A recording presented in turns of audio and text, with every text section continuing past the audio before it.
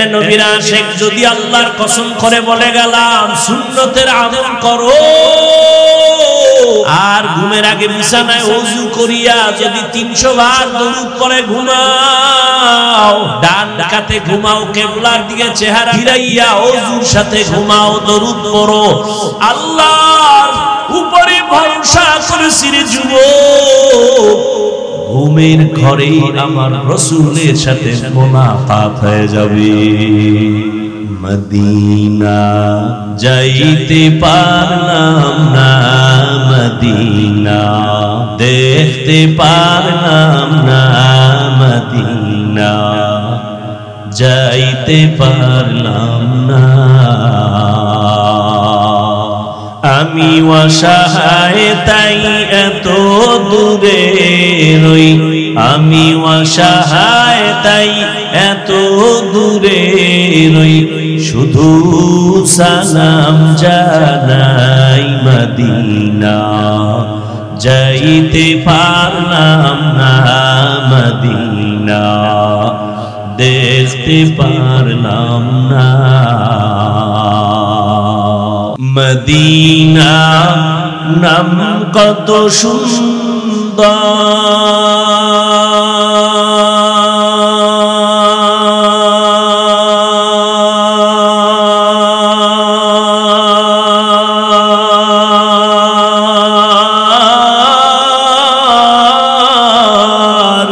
Medina কেরে সেবন্তা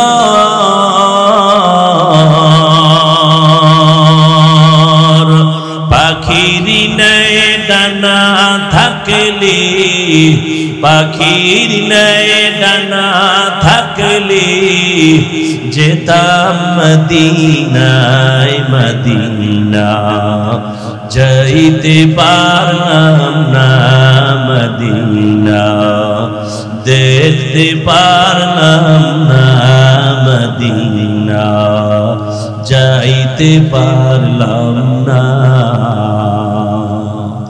আমি অসহায় তাই এত দূরে রই, আমি অসহায় তাই এত দূরে রই, শুধু সালাম জানাই মদিনা যাইতে পারলাম না, মদিনা দেখতে পারলাম না।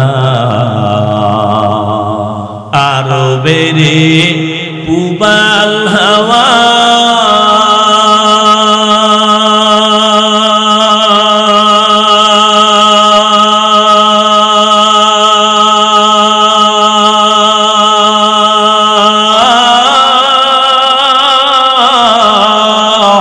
পশ্চিমে করে সুধাওয়া,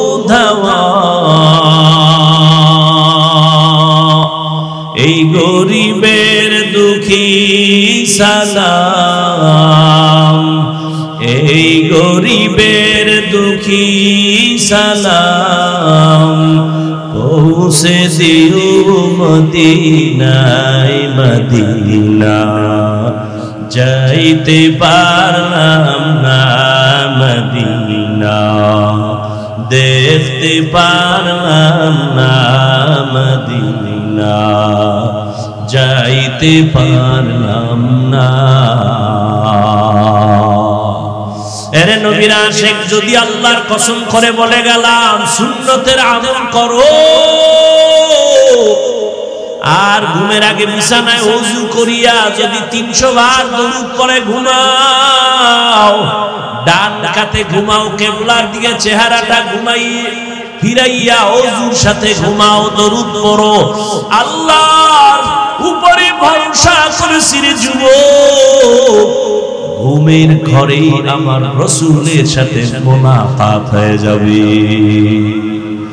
ও আল্লাহর বান্দারা, কেমন নবীর আশিক হইলা যে নবীরে ঘুমের ঘরে এখনো দেখার মতো তোমার কপাল হলো না, বুঝা গেল তোমার ইশক এখনো পরিপূর্ণ হয় নাই, তোমার জবানে দাবি আছে কাজের বেলায় নাই, এখনো সময় আছে তওবা করে নাও।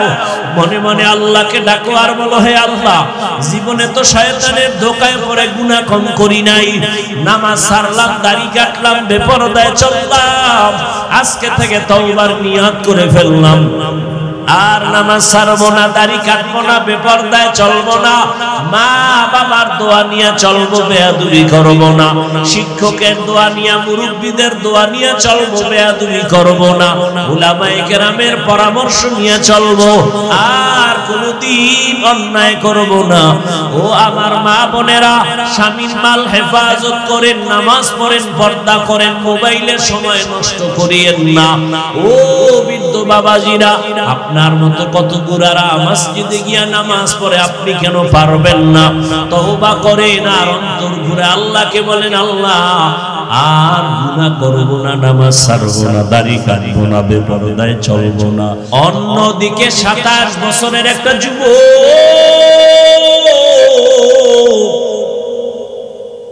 তরবারি নিয়ে যায় আমার নবীকে জবাই করার জন্য। রহমতের নবীর চেহারা দেখে তরবারি ফালায় কয়, রহমতের নবী আমার কল্লাটা তরবারি দিয়া কেটে দে, তবে কল্লা কাটার আগে আমাকে কালেমা রশি গলায় পড়ায়া দে। ওগো নবীর উম্মতেরা,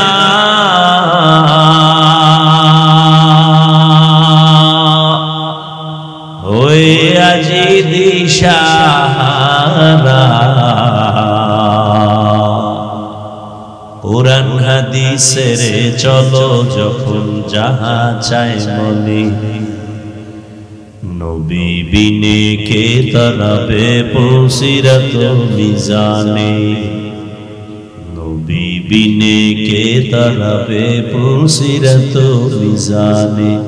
চলো চলো চলো মুমিন চলো নবীর সন্ধানে, নবী বিনে কে তরাবে পুসিরাত মিজানে, নবী বিনে কে তরাবে পুসিরাত মিজানে। খারাপ লাগলো? উম্মতের কান্ডারি নবী,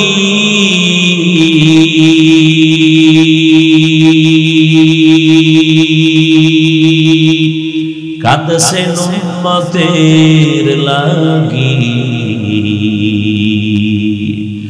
এখনো কাঁদেন নবীজি শুয়ে মদিনার পানে, নবী বিনে কে তরাবে পুসিরাত মিজানে, নবী বিনে কে তরাবে পুসিরাত মিজানে। এ আমার কলিজার যুবক বাবারা, কেমন একজন নবী পেয়েছো, দুঃখ বুঝলি না, নবীরে চিনলি না,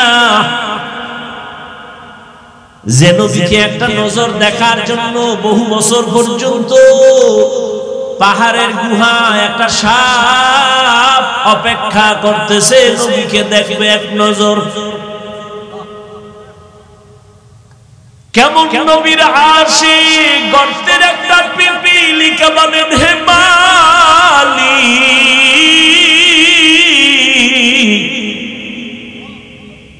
এক নজর আমাকে তোমার কাবা দেখাও, রহমতের নবীর রওজা একটু দেখাও।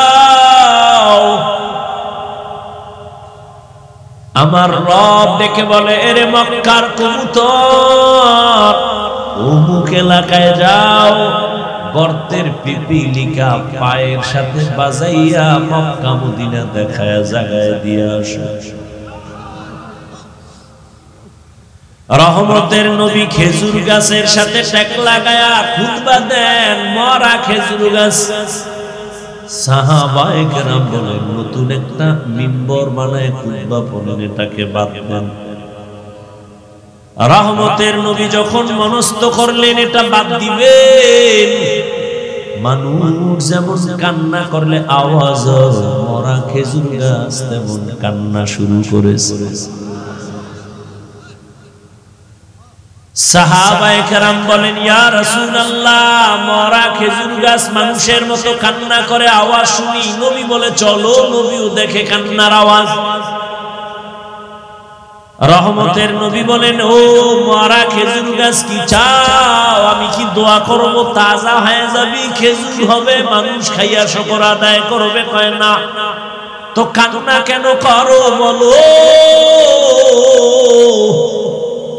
খেজুর গাছ বলে, ইয়া রাসূলুল্লাহ, আপনার বিরহের বেদনায় কান্না করি। এতদিন আপনার শরীরের ছোঁয়া পাইছি, হঠাৎ শুনতেছি নাকি আপনি আমাকে বাদ দিয়ে দিলেন। আপনার বরকতের ছোঁয়া না পাইলে আমার কান্নার আওয়াজ। ও খেজুর গাছ, সর্বশেষ তুমি কি চাও?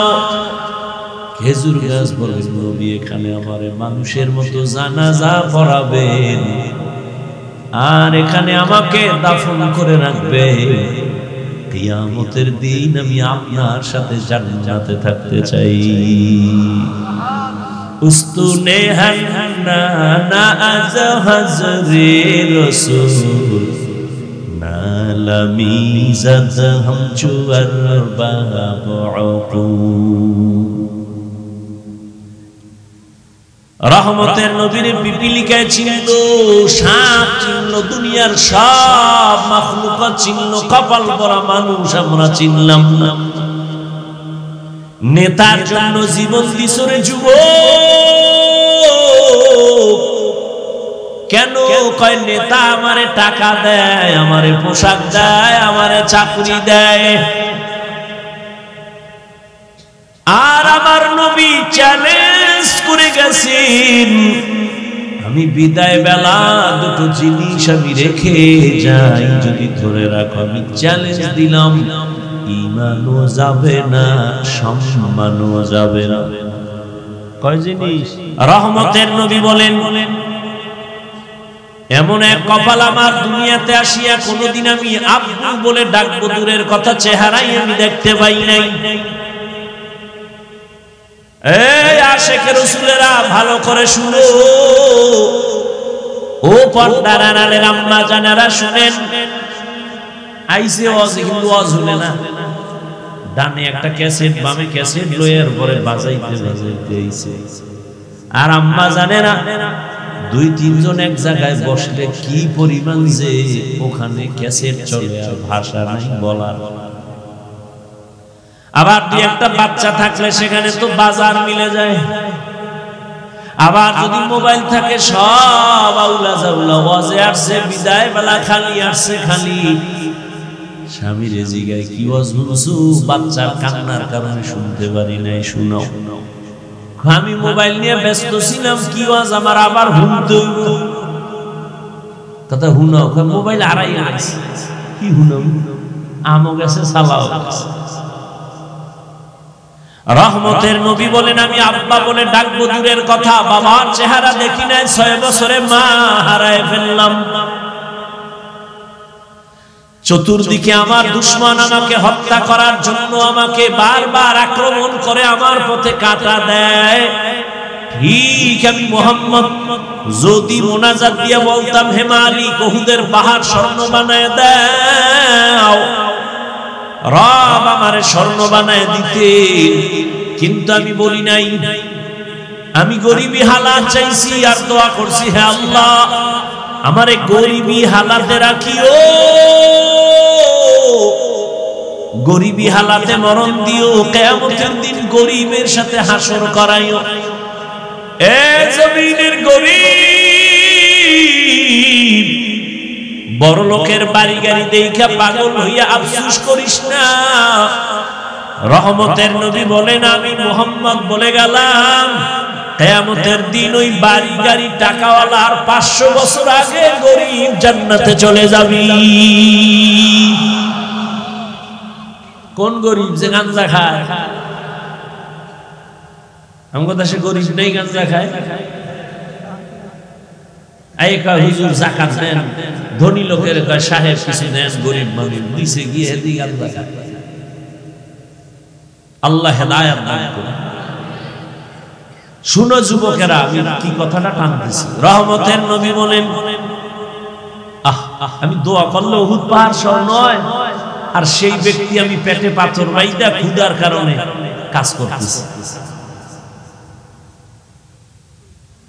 আর তুমি টাকা পাওয়ার জন্য আল্লাহ মানো না, নবী মানো না, পর্দা লঙ্ঘন করো, আবার শ্বশুর বাড়ি থেকে পচা পায়খানা নামের যৌতুক এলাকায় নাই। এটির এখন জিন্দা রাখছেন কেন? কচু গাছের সাথে বেঁধে নেয়। যারা যৌতুক নেয় দেয়, যারা সহযোগিতা করে, সবাই ডাকাত, সবাই জালেম। আপনি ঠিক বললে ঠিক হবে, এর আগে হবে না। ইসলাম বলছে হারাম। এরা নারীর দুশ্মন। যদি কয় বাবা হইয়া মাইয়ার পক্ষে যৌতুক দিবে, বাবাও জালেম। এই ঘরের সংসার কোনদিন শান্তির হবে না, ভালো সন্তান ওই সংসারে আসবে না। এরে পর্দার আড়ালের আম্মা জান, ধন্য আপনার জীবন। আজ 11টা সন্তানের মাথায় পাগড়ি দিলাম, কোরআনে হাফেজ। খবর নিয়ে দেখেন ওদের মা বাবার মতো ঈদের আনন্দে আজ আর কেউ নাই। রহমতের নবী বলেন, আমার এত দয়া আমাকে আল্লাহ করেছেন, আমি পাথর হাতে নিলে স্বর্ণ হয়ে যায়, কিন্তু আমি গরিবী হালাতে কত কষ্ট করছি। এই উম্মত জানোনি, আমারে আমার বংশের দুশ্মনেরা 3 বছর পর্যন্ত শিয়াবে আবু তালিবের মধ্যে গৃহবন্দী করে পানিও দেয় না, খানাও দেয় না। আমি মুহাম্মদ গাছের পাতা সিরা সিরা চাবাইয়া চাবাইয়া পেটের ক্ষুধা নিবারণ করেছি। এইবার বুঝো কেমন নবী আমার। রহমতের নবী বলেন, এই বিপদকালে আমার আব্বা নাই যে আমি টেলিফোন করবো, আব্বু আসো আমার উপরে বিপদ। আম্মুরে বলবো, আম্মু দোয়া করিও, বিপদ। আমার আব্বু নাই, আমার আম্মু নাই, আমার সবাই দুশমন। ঠিক ওই সময় আমার সহযোগিতা যারা করেছে অধিকাংশ যুবক। যুবকেরা আমার উপকার করেছে, অধিকাংশ বুড়ারা আমার বিরোধিতা করেছে। ওই যে যুবক একটু আগে বলছি, কয় বছর? 11 বছরের আর এক সন্তান গিয়া নবীর হাতে হাতটা লাগায় কয়, আমি কালেমার জন্য রেডি হয়ে গেলাম। কয় বছর? এতদিন ছিল চাচতো ভাই, এখন রাসূলের সাহাবী, কিছুদিন পরে হবেন জামাতা। কে? হযরত আলী। 11 বছরের আগে নবীর হাতে হাত লাগাইছেন। ও নবীনগরের মুসলমান যুবক বাবারা, তোমার বয়স মাত্র 25 থেকে 30-এর কোঠায়। বলো তুমি আমার রাসূলের আদর্শের কি উপকার করেছো? একজন যুবক দাঁড়িয়ে রাখছে, বলছনি আলহামদুলিল্লাহ, ভালো কাজ করেছো, আমি পারি না, দোয়া করিস, আমিও রাখি না। এটাও যদি বলতে পারতি কপাল খুলতো, কিন্তু পারো না। উল্টা ধাক্কা দিয়ে বলছো, তোর বয়স কত? কয় এত তাড়াতাড়ি বুজুর্গ। একটা ধাক্কা দিয়ে দিয়েছে, যুবকের মনটা খারাপ হয়ে গেছে। রহমতের নবী বলেন, যুবক আমার উপকার করেছে, বুড়ারা বিরোধিতা করেছে। বরং আমি বলবো, স্কুলে পড়ো আলহামদুলিল্লাহ, কলেজে পড়ো আলহামদুলিল্লাহ, ডাক্তার হও, ইঞ্জিনিয়ার হও, প্রফেসর হও, চাকরি করো, ব্যবসা করো, আর ওখানে থাইকা ফিকির করো, এখানে থাইকাই কেমনে জান্নাতে যাব। তোমার মতো যুবক তাকায় দেখো, স্কুলে পড়ে, কলেজে পড়ে, জীবনে মাদ্রাসায় পড়ে নাই, 5 ওয়াক্ত নামাজিও নাই, অশেষ তোমার জন্য। তোমার কপালে তুমি এবার বাড়ি মারো আর কও, তোমার কপালে তো খারাপ কেন, তুমি পারো না। তোমার মতো যুবক তাকায় দেখো, রাস্তায় গাড়ি চালায়, আজান হয়, নামাজে দাঁড়ায় যায়, তুমি কেন পারো না? তোমার মতো যুবক র‍্যাব, আর্মি, পুলিশ, বিডিআরের চাকরি করে 5 বেলার নামাজি নাই। আল্লাহ উত্তরে বিবেক দেয় নাই, মানুষের দিছে। একটু চিন্তা করে যুবক, তুমি কেন পারো না? সারা জীবন ওয়াজ শুনে লাভ কি যদি আমলের খাতা শূন্য হয়? তোমার মতো যুবক প্রফেসর, ডাক্তার, ইঞ্জিনিয়ার, 5 ওয়াক্ত নামাজি দাড়িওয়ালা আসেনি। বিবেকটাকে প্রশ্ন করো, তুমি কেন পারো না রে বাবা? তোমার মতো যুবক রাস্তায় গাড়ি চালায়, নদীতে মাছ ধরে, নামাজ পড়ে, জমিনে কৃষিকাজ করে, গামছা বিছায় নামাজ পড়ে, ছাড়ে না। বালিশে মাথা লাগাইয়া চিন্তা করিও, তুমি কেন পারো না? তুমি কি আরো 50 বছর বাঁচবা গ্যারান্টি? এমন একটা দিন নাই যুবকের লাশ আর লাশ, করোনায় যুবকের লাশ, ডেঙ্গুর মধ্যে হসপিটালে যুবকের লাশ, বাসের নিচে যুবকের লাশ, পানির মধ্যে যুবকের লাশ, ঘরের ঘুমের বিছানায় যুবকের লাশ। মরণের মধ্যে শুধু যুবক যুবক যুবক মরে। বাইক নিয়ে বের হইছে, আম্মু বাজারে যাই রসুল্লাবাদ, আধা ঘন্টা পরে বন্ধুর সাথে মোলাকাত করে আসবো। 2 ঘন্টা পরে টেলিফোন আসছে, এই টেলিফোনওয়ালাকে কয়, টেলিফোনওয়ালার মা, তোমার স্বামী কোথায়? কই আছে? কয় যাও। স্বামীরে কয়, এই মোবাইল তোমার ছেলের নি? কয় হ্যাঁ। কয় তাড়াতাড়ি লাশটা নিয়ে যাও। আজ তুমি সুস্থ বসে আছো, কালকে এই সময় তুমি সুস্থ থাকবা, বেঁচে থাকবা গ্যারান্টি? কিসের বাহাদুর? ও যুবক,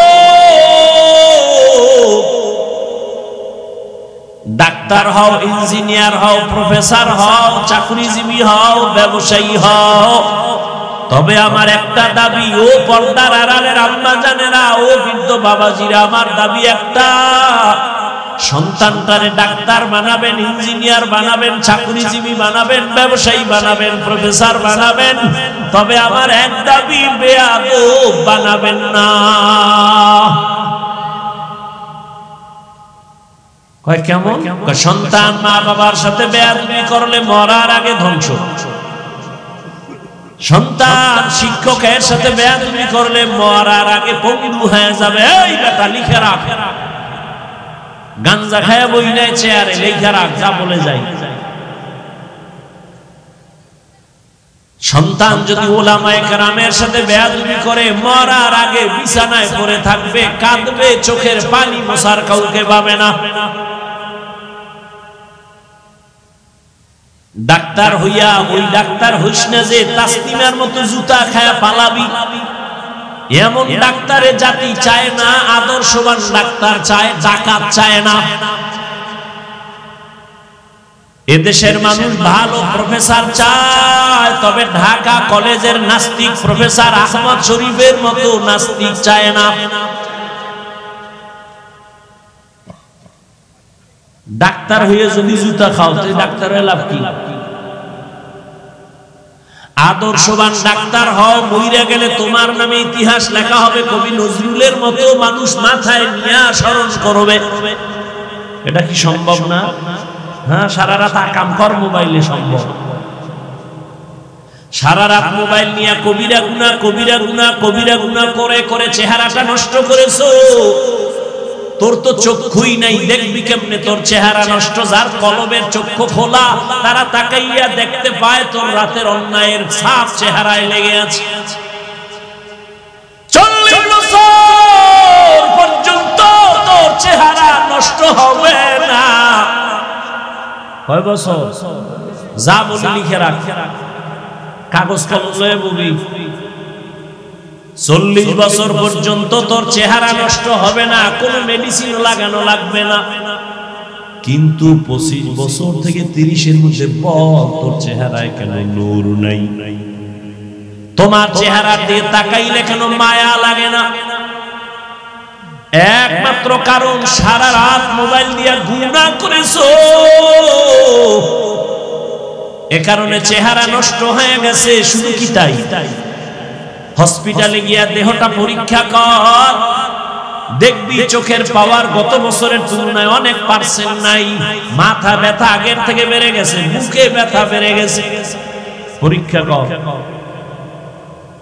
হুজুরের কথা মিথ্যা মনে করতেছো, সন্দেহ বুঝে আসে না, মানতেও কষ্ট লাগে, বাদ দে হুজুর।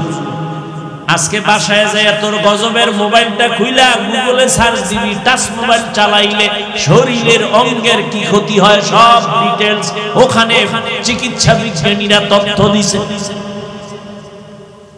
টাচ মোবাইল চালাও, বালিশে চালায় বালিশের পাশে রেখে ঘুমায়, মোবাইলটা ব্রাশ হয়ে গেছে জায়গায়, ওই লোকটাও মারা গেছে।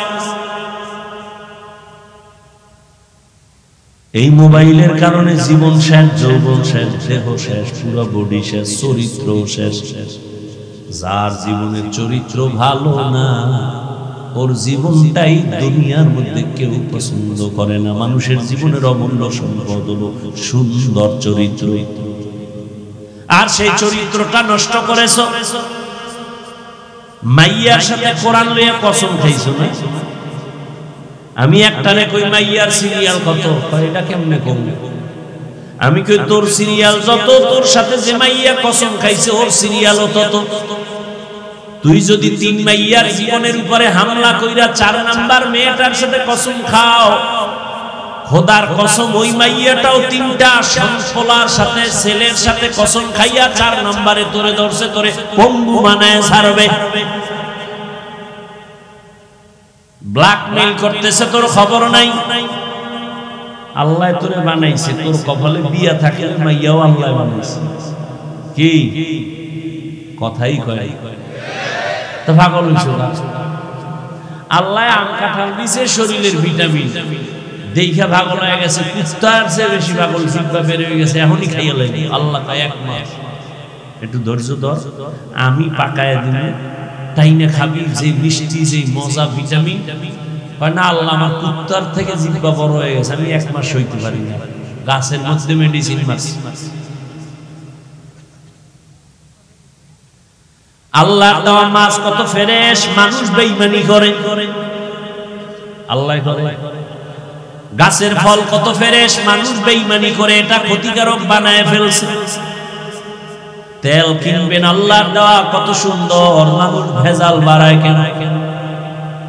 এজন্য আল্লাহ কয় ইন্নাল ইনসানা লিরাব্বিহি লাকানুদ, মানুষ বড় নিমখারাম। আল্লাহর দেওয়া নিয়ামত এটা নিজে প্রসেসিং করে এটারে গজব বানায় দিছে। এই দোকানওয়ালা, তুমি পেঁয়াজি বানাও, তুমি রুটি বানাও, তুমি পরোটা বানাও, 1 টাকা যদি বেশি নিতে চাও পাবলিক দিয়া খাওয়ার লোক আছে, পাবলিক তো গরিব না। তুমি 1 টাকা বেশি চাইলেও তো দিবে, কিন্তু 6 দিন আগের তেল দিয়া কেন নষ্ট বানায় পাকাও?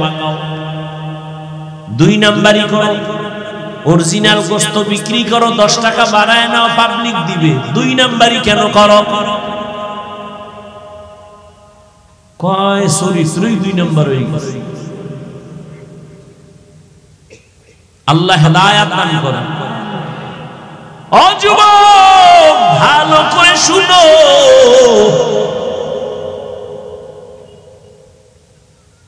আল্লাহর এক বান্দা, আমি বয়ান লইছি, একদিন যাইতেছে আর একদিন যাইতেছে, আজও যাইতেছে। কারণ আমি আল্লাহর উপরে ভরসা করে বয়ান করি। শুরুতেই বলছি আপনাদের মহব্বতের উপরে বয়ান হবে। হয়তো এই কথাগুলো আপনাদের এখানে দরকার আছে বিদে আল্লাহ আমাকে বলাইতেছে, আমি তার মুখস্থ ফিরে আসি না যে এই কথা বলব। যেহেতু যাইতেছে আমিও যাই। আল্লাহর এক বান্দা দীর্ঘদিন বিবাহ করে না। যুবক তার ছোট ভাই বিয়া করে ফেলেছে, বড় ভাই করে না। ছোট ভাই বিবাহ কইরা একদিন ডাক দিয়া কয়, ভাইজান আপনি আমার বয়সে বড়, কেন বিবাহ করেন না? আর কসম টসম খাইছি নাকি করবেন না? কয় না, আমি বিবাহ যে করব, কারে করব এরকম মেয়ে আমি পাই নাই। যুবকরা খেয়াল করো বাবা, না সাইডে তুমি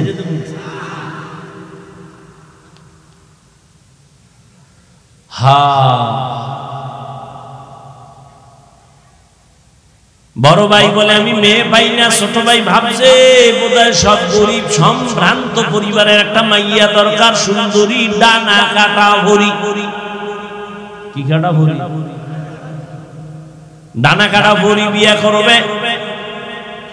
ঠিকই ডানা কাটা ভরি আসার পরে ঘরে আইসেই কয় তোর মায়ের ডানা ভালো না, কাট। মায়েরটা কেটে দিয়েছে, ডানা কাটা ভরি। পরক্ষণে ডাক দিয়া কয় তোর বাবার ব্যবহার ভালো না, তোর বাবার ডানাও কাট। ওই আস্তা বোকা স্বামীটাই বলে এখন কি করব? কয় গ্রাম সাইডা শহরে চল, ফেলার বাড়ালো। মা বাবারে রাইখা ফেলার ভাড়া লইয়া বলে এবার তুই একদিকে কামাই করতে যা, আমি একটু পায়চারি করে আসি, বন্ধু বান্ধবের সাথে মোলাকাত করে আসি। গাধার মতো কামাই করে ঘরে আনে, ডানা কাটা পরি সব কাছাইয়া ভেতরে নিয়ে কয় তোর চরিত্র ভালো না, তোর ডানাও কাটিয়া হিজরত করলাম। ডানা কাটা পরি কি ডানা জিন্দা রাখবো? তো কাটবে। ওই বড় ভাই বলে এমন মেয়ে পাই না, বিয়া করব। ছোট ভাই খুঁজে একটা প্রস্তাব নিয়ে আসছে, অমুক এলাকার টাকাওয়ালা ব্যক্তির মেয়ে, রূপসী সুন্দরী, ডানা কাটা বড়ি।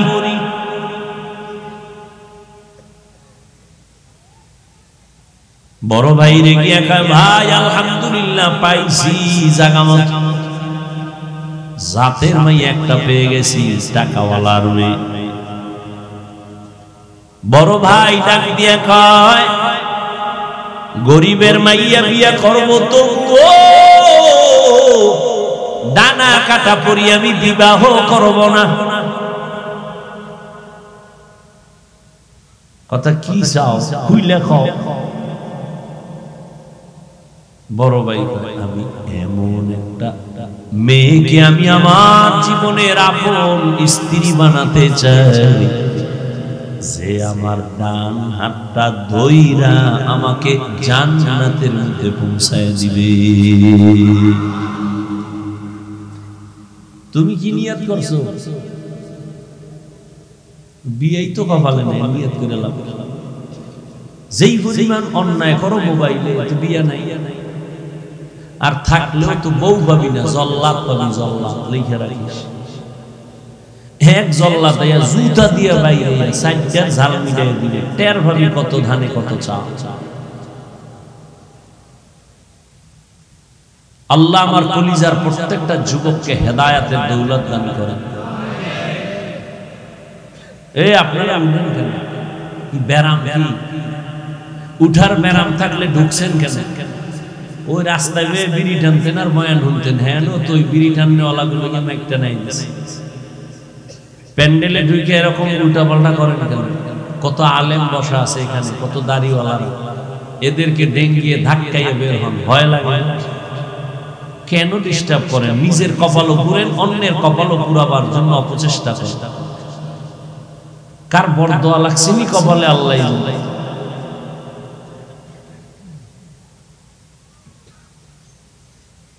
আর একটু যাব সামনে।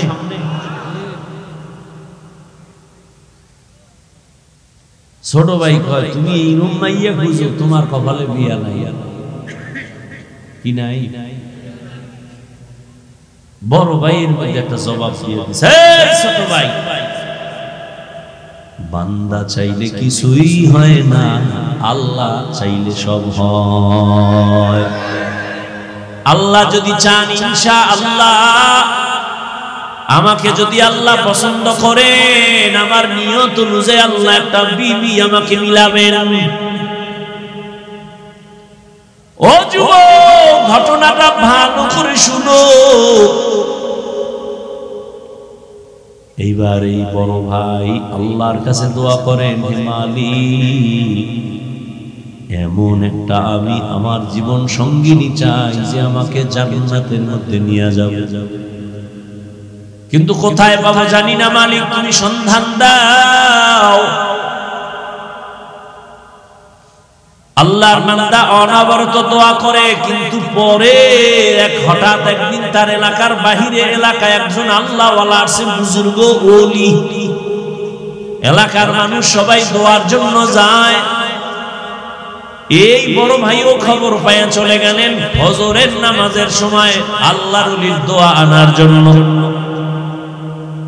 মসজিদে কেউ নাই, একান্তে কথা বলেন, ও ওলিয়ে কামেল, আমি আপনার নাম শুনছি, দোয়া নেওয়ার জন্য আছি।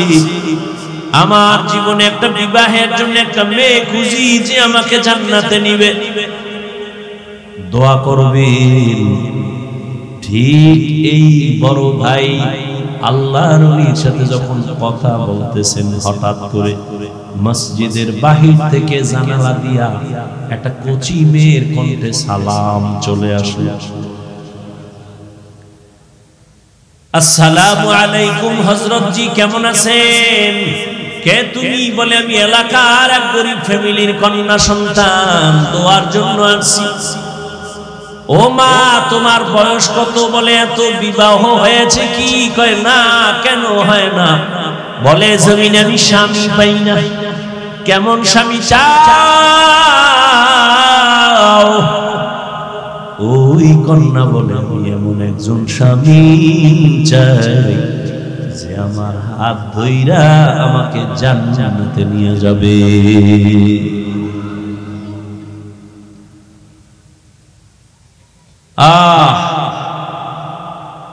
পুরুষটাই বলে এমন একজন বউ চাই যে বউ আমার হাত ধরে জান্নাতে নিবে। মেয়েটাও দোয়া করে, আল্লাহ আমি একজন স্বামী চাই যে স্বামী আমার হাত ধরে আমাকে জাহান্নাম থেকে বাঁচায়া জান্নাতে নিবে। মিলছে? হুজুর বলে, মা আমি যদি প্রস্তাব দেই মানবানি? বলে আমি জীবনটাকে ধন্য মনে করব, আপনার প্রস্তাব আমি প্রত্যাখ্যান করব না। এবার হুজুর প্রস্তাব দিলেন, ভাইয়ের সাথে ওই মেয়ের বিবাহের বন্ধন হয়ে গেল। দাম্পত্য জীবন চলতেছে, স্বামী আর স্ত্রী দুজনে এক মনে এক ধ্যানে চলে। নামাজের আজান হয়েছে, নামাজে দাঁড়াও। রাতের গভীর ঘুম থেকে উঠা যায় নামাজে ডাকে, হে মালিক তুমি যদি আসমানে আইসা ডাকো আমরা কেমনে ঘুমাই? অতিও গভীর হয় রজনী যখন, নীরবে প্রভুর নাম জপিও তখন। প্রভুর করুণা যদি পাইবারে চাও, গভীর রাতে উঠে প্রভুর গুণগান গাও। দাম্পত্য জীবন চলতেছে, এক হাতে তালি বাজেনি, কথা না ঘুমায়। এক হাতে তালি বাজে না, বিনা বাতাসে পানি নাড়াচাড়া করে না। স্বামী আর স্ত্রী এক মনের না হইলে ওই সংসারে ফুলের বাগানে ফুল ফোটে না। মাওলায় মিলাই দিছেন দুইজনে। দুনিয়ার সব একদিক নামাজ আজান হয়ে গেছে, নামাজ কাজা করা যাবে না। ফজরের নামাজে হাজির, দোয়া করে, নামাজ পড়ে, তাসবিহ পড়ে আল্লাহকে ডাকে। এই দুই স্বামী আর স্ত্রীর মাঝে কান্নার মধ্যে একটা নেক দোয়া ছিল, রব্বি হাবলি মিন লাদুনকা যুররিয়াতান তাইয়্যিবাতান ইন্নাকা সামিউদ দুআ। ও আল্লাহ তুমি আমাদের মিলাইছো, এখন আমাদের জীবনে একটা চাহিদা, তুমি একটা নেককার সন্তান দিও। কি সন্তান? ডাক্তার তো আছে অনেক, তবে আদর্শবান ডাক্তারের অভাব। সন্তান আছে অনেক, নেককার সন্তানের অভাব। আপনাদের এলাকায় গরু আছে অনেক, তবে জান্নাতি গরুর অভাব। মুসা নবীর সাথে যেই গরুটার সম্পর্ক, এটা আল্লাহর জান্নাতে যাবে। আপনাদের এলাকায় পিপিলিকা আছে, অভাব নাই, সারা দুনিয়ায় পিপিলিকা, তবে ধন্য পিপিলিকা তো সুলাইমান নবীর সাথে পিপিলিকা জান্নাতে যাবে। স্বামী আর স্ত্রী দোয়া করে, ও পর্দার আড়ালের আম্মা জান, আপনারা তো আজকের 11টা সন্তানের হাফেজে কোরআন হইয়া মাথায় পাগড়ি দিলাম, এই হাফেজে কোরআনের মা। আপনারা তো নবীদের মায়ের মতো মা, সাহাবায়ে কেরামদের মায়ের মতো দামি মা। আপনারা তো খাদিজা রাদিয়াল্লাহু আনহার মতো নারী, ফাতেমা রাদিয়াল্লাহু আনহার মতো নারী, আয়েশা রাদিয়াল্লাহু আনহার মতো দামি নারী, ইসমাঈল নবীর মা হাজেরা আলাইহা সালামের মতো দামি নারী, ঈসা নবীর মা মারিয়াম আলাইহা সালামের মতো দামি নারী। এই জমিনের চিহ্নিত বেঈমান ফেরাউন আল্লাহর জান্নাতে যাবে না, আল্লাহর সাথে চ্যালেঞ্জ দিয়া নিজের খোদা দাবি করেছে। ওই বেঈমানের ঘরে তার আপন স্ত্রীর নাম কি? ও আম্মা জানেরা, ওই বেঈমান ফেরাউনের ঘরে আসিয়া, কত বড় পাওয়ার আলা ফেরাউন, কত বড় টাকাওয়ালা, কত বড় ক্ষমতাধর, তার ঘরের স্ত্রী আসিয়া আমার আল্লাহর এমন আশেকা। রহমতের নবী বলেন, কিয়ামতে জান্নাতে আসিয়ার সাথে আমি মুহাম্মদের সাথে বিবাহ হবে। সুবহানাল্লাহ। কেমনে আইব? সারাদিন গালি মিথ্যা যেই জমানে, গীবত জমানে, সুবহানাল্লাহ আইব কেমনে? অতল হইয়া গেছে। ফজরও পড়ে নাই, যোহর পড়ে নাই, আসর পড়ে নাই, মাগরিব পড়ে নাই, এশা পড়ে নাই, আশেকের রাসূলের বয়ে রইছে, ফজরেরও খবর থাকবে না। আশেকের রাসূল, তোমরা গাঞ্জা খাইয়া দাড়ি খাইয়া নামাজ বাদ দিয়া আশেক হইলে ভণ্ডকে আমরা। তাই তো, তোমরা যদি গাঞ্জা খাইয়া আশেক হও, আমরা ভণ্ড। আল্লাহ হেদায়েত দান করেন। এরে আম্মা জানেরা শুনেন, আসিয়া কত বড় বেঈমানের ঘরে থাইকা আমার আল্লাহকে আপন করে নিয়েছেন। পরিণাম ফলে আল্লাহ আসিয়াকে জান্নাতের ছবিটা দেখাইয়া কবরের রূহটা জান কবজ করেছেন। এরে আম্মা জান, আপনার স্বামী তো ফেরাউনের মতো খারাপ না রে মা। আপনার স্বামী তো নামাজকে সমর্থন করে, আপনি যদি একটু বুঝাইতেন আর দোয়া করতেন, নামাজ পড়তেন, আর স্বামীকেও বুঝাইতেন নামাজ পড়তো। আপনি যদি আপনার স্বামীটারে বুঝাইতেন, ও স্বামী আমার, মা বাবার মায়া ত্যাগ করে তোমার ঘরে আসছি, না খাইয়া থাকলেও আসি, খাইয়া থাকলেও আসি, তবে আমার দাবি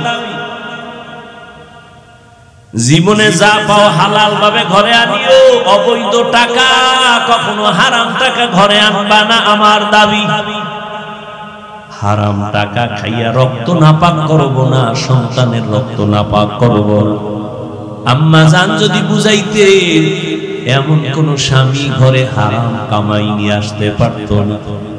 এরে আম্মা জান, নামাজ পড়ে পড়ে যদি দোয়া করতেন, আপনার স্বামীর অন্তর আল্লাহর দিকে চলে যাইত।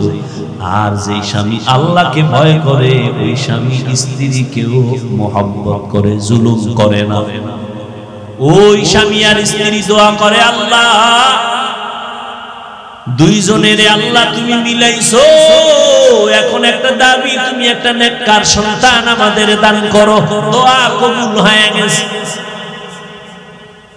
আল্লাহ তাকে একটা নেককার সন্তান দিয়েছে।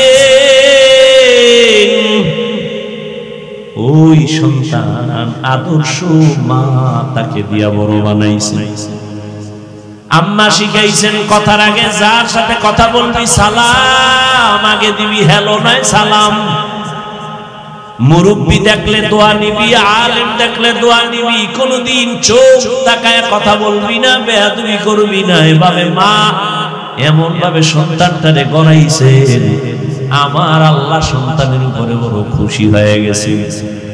এই সন্তান অল্প বয়সে যৌবনকাল যখন আসলো, এই যুবকের দাপটে বাইতুল মুকাদ্দাস আমাদের প্রথম কিবলা বেঈমানরা দখল করেছে। এই সন্তান তা নিয়ে আসছে। এই সন্তান পুরা মিশর সহ বিভিন্ন দেশ বিজয় কইরা ইতিহাসের পৃষ্ঠায় নাম লেখায় গেছে। ওই সন্তানই হলো ইতিহাসের স্বর্ণাক্ষরে লেখা সালাউদ্দিন আইয়ুবী রাহমাতুল্লাহি আলাইহি। এই যুবক, জীবনে মাস্তানি আর চালাকি কম করনি, মইরা গেলে তোর কপাল পোড়া ছাড়া কেউ দোয়া করবে না। যেই অপরাধ করিস তোর উপরে মাও বেজার, বাবাও বেজার, আলেমও বেজার, হুজুরও বেজার, ইমামও বেজার, মুরব্বিরও বেজার তোমার ব্যবহারের কারণে। বাসায় যায় গুগলে সার্চ দিবি সালাউদ্দিন আইয়ুবী লেখা, ডিটেইলস ইতিহাস সেখানে পাবি। কে সে সালাউদ্দিন আইয়ুবী? যেই স্বামী কইছে আমার এমন স্ত্রী চাই, হাত ধরে জান্নাতে নিবে। স্ত্রী দোয়া করছে এমন স্বামী চাই যে আমার হাত ধরে জান্নাতে নিবে। এমন স্বামী স্ত্রীর ঘরের সন্তান সালাউদ্দিন আইয়ুবী। গুগলে সার্চ দিবি সালাউদ্দিন আইয়ুবী। পৃথিবীর এক রাষ্ট্র পরিচালক, রাজনীতিবিদ, একজন ব্যক্তি, আল্লাহর প্রিয় বলা,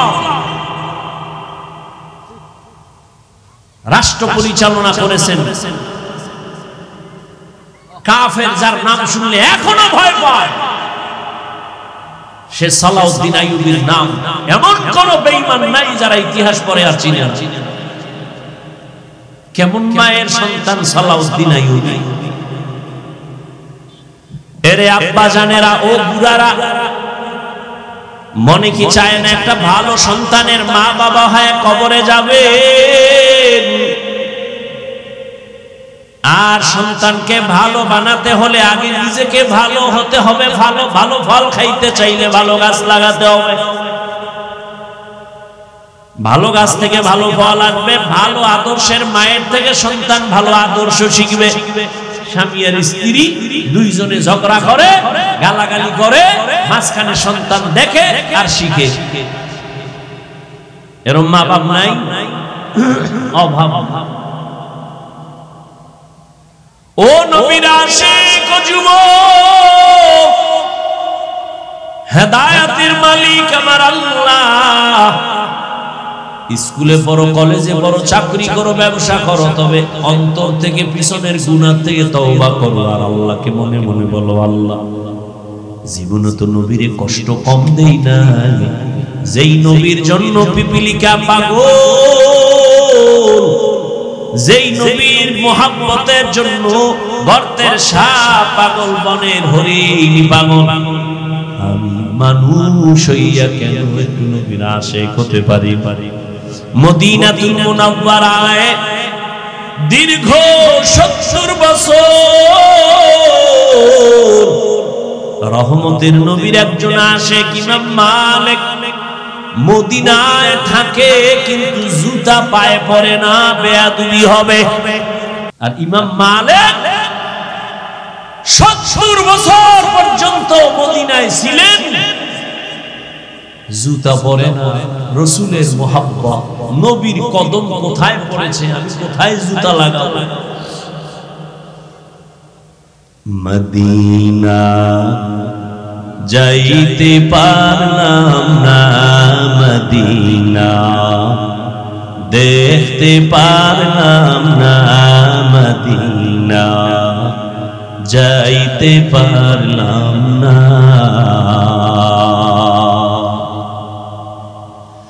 আমি অসহায় তাই এত দূরে রই, আমি অসহায় তাই এত দূরে রই, শুধু সালাম জানাই মদিনা যাইতে পারলাম না, মদিনা দেখতে পারলাম না।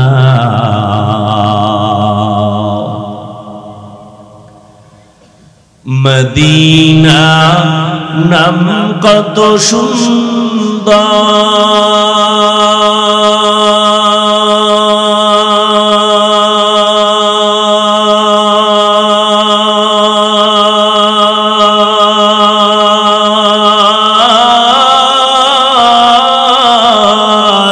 মদিনা কেরে সেবন্তা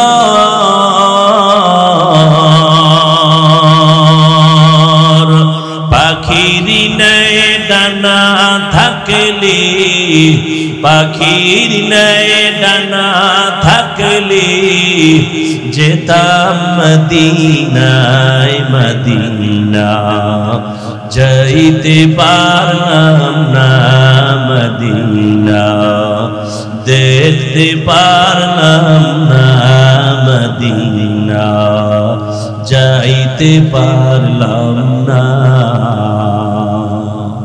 আমি অসহায় তাই এত দূরে রই, আমি অসহায় তাই এত দূরে রই, শুধু সালাম জানাই, মদিনা যাইতে পারলাম না, মদিনা দেখতে পারলাম না। আরো বেরে পুবাল হাওয়া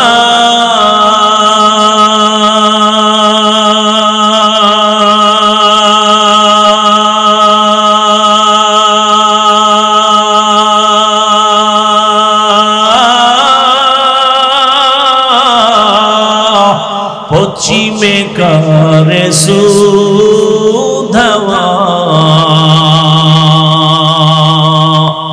এই গরিবের দুঃখী সালাম, এই গরিবের দুঃখী সালাম পৌঁছে দিও মদিনায়, মদিনা যাইতে পারলাম না, মদিনা দেখতে পারলাম না, মদিনা যাইতে পারলাম না।